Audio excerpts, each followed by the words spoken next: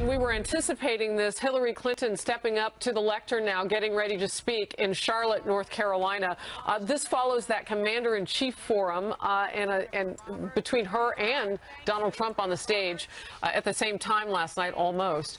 It's interesting to see whether or not she'll talk more about the U.S. military, foreign policy, if she will bring up kind of the back and forth that the two of them have been having. Donald Trump talking about what he would do with the U.S. generals. Will she talk about that? She has been giving more press availability as of late. And again, even this morning, giving reporters a chance to ask questions. Right now in Charlotte, North Carolina, Hillary Clinton. Appropriate to be here in the great state of North Carolina. Right. Overtime, OT, baby.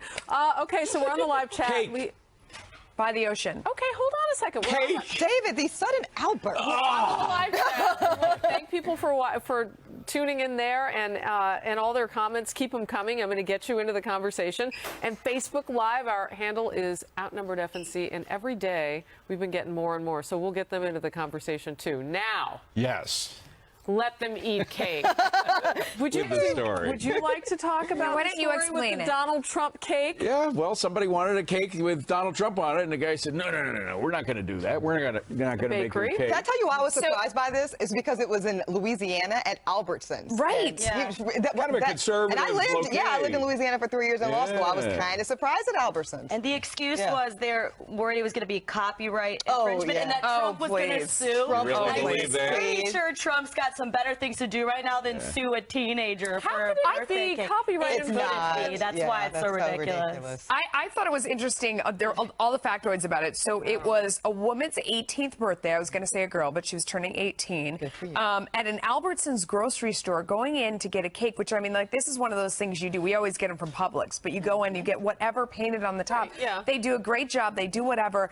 And they said no. I mean, can you imagine? So let's really talk about the legalities of this, because when you go in, I know because my girls love like Barbie and Frozen and whatnot, and so we will do, but those grocery store chains are licensed to use those, and they have the little symbol down. When you get the Barbie on the cake, it's got, so I mean, not just to be, you know, devil's advocate here, but legitimately there might have been some legal concerns with using somebody's image that you know that it's not okay if you do that legally. Go to the lawyer. Go to the lawyer. I mean, here's the thing. To get something copywritten like that, it would take specificity. So, but they've done that with other things. Right, with Barbie, like that makes sense. Thomas or a movie. the Truck or whatever. Right, Thomas that makes sense, though, Harris, because those are specific commercial identities. So is he. Products. He had The Apprentice. He was, I think it's, I think it's the same thing. I think it's the same thing. Yeah, exactly. I think if it was the show, when you're a political figure, you become a public figure in a different sense than the way Trump used to always trademark his name. I mean, now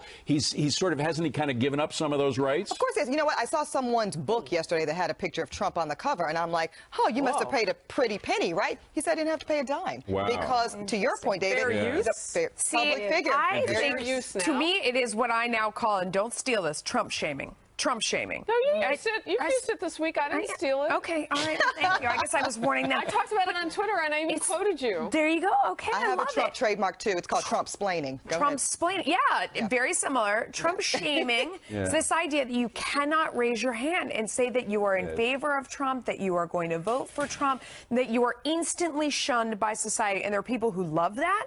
I mean, I've seen down in Florida people come out and they put on their baseball cap and they look around and they wait for someone to come and give them crap for that. And they are, I mean, they never have to wait long. You know, the best way to deal with that is if you are a Trump supporter, you have something very neutral, and you're afraid of this. Most Trump supporters don't care. Yeah. But if you live in the Upper West Side or whatever, you have something very neutral like Hillary Foundation, which people could say, oh, that's interesting. But if you're a Trump supporter, you might say, yeah, he gets it. That person's knows what the Hillary Foundation is up to. So just back to the cake for a second, because what Melissa's saying is so true. I think it's one of the reasons why we really don't know how people are going to vote. I don't care what they're saying. I agree with that. There could be whether it's going to be for him or against him. I think that people, it's such a politically toxic environment right now to have those kinds of conversations. I mean, we know religion, politics on a date, you shouldn't talk about it, but it goes beyond that. Family members are avoiding the topics politics right now. People in their own families. That's right. And voting is private. It's so funny you say that. I yourself. just got an email today from a guy I'm going to have dinner with next week, and he and his wife have very different views on who should be elected president. He said, we made a dinner date. He said, please, no politics. I just don't. I just can't go into that at dinner again. We just had Labor Day holiday, and I was visiting some very nice friends of mine out east, and I literally called them. I said, look, I'm coming out there. I want to have 2 days of fun with you guys. I'm looking forward to this every year. I cannot talk about this election with you all because of the different politics. It felt, it literally gave me anxiety. Yeah. That's how stressful it feels at this point. Yeah, no, it's absolutely true. And, you know, I try to avoid it with groups because people think they know how I feel about things and they come after me. You know, I feel like when we're having dinner or whatever.